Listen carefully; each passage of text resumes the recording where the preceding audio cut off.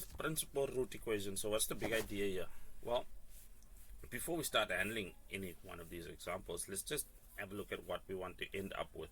So the idea is basically to get the square root of whatever on your left hand side or right hand side, but you want to isolate it, and then it should be equal to something else. So this is the form we're after.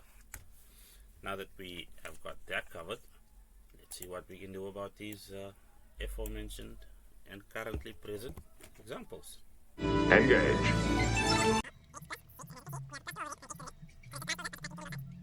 So we'll have x minus 2. So that's good enough. So the idea now is to square both sides.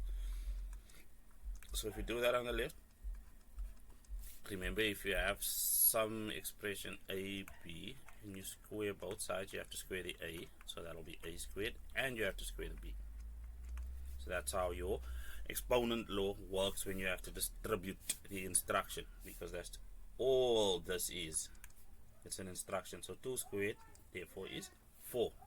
Here we've squared the a part, and then the b part is just x plus 6, because squaring a square root gives you back the radicand. That's what this thing is called, that's under the radical sign. And then on the left hand side, of course, we'll have x squared minus 4x plus 4. So let's just simplify. We'll distribute this in. That will be 4x plus 24. And of course, the expression on the right stays the same. Well, I've written a 0 here, so obviously I've subtracted everything. Minus 24. That'll 0 out. So we'll have x squared.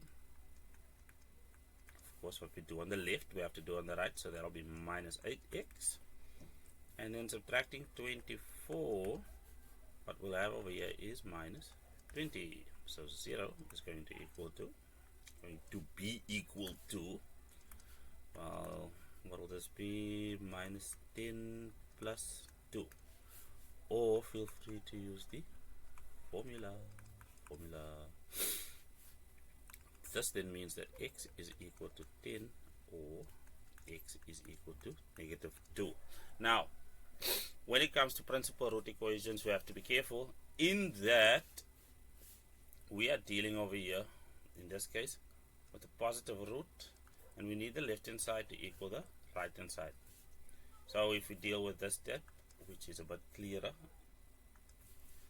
what we'll see then is if we put a 10 in, if we check this one, then what we'll have is 10 plus 6 being 16. The square root of 16 is 4 times 2. 10 will lead to a value of 8, and then here 10 minus 2 is also equal to 8. Left hand side equal to right hand side, so that's good. And then for negative 2, what we'll have is x, I can verify that in blue, minus 2 plus 6 is 4. The square root of 4 will be 2 times 2 gives us 4. And then if we take this, minus 2 gives us negative 4. These two values are obviously not equal to each other. Therefore, this cannot be true. And then this value becomes invalid. That is very important. Generally speaking, one of the marks in the mark allocation for these types of problems is for this verification step. So please don't forget to do that. Please don't throw away that mark. It is done.